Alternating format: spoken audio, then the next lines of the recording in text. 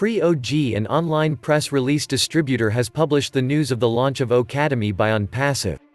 The article says that the platform empowers students and tutors to have a unified access to a world of resources.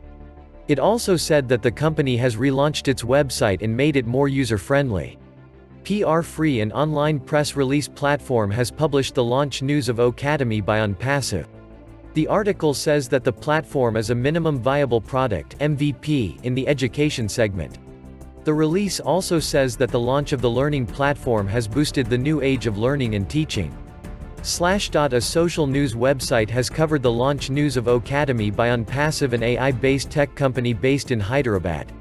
The article says that O-Cademy offers a unique and highly adaptable platform that allows category-wise filtration of courses as per the user's choice.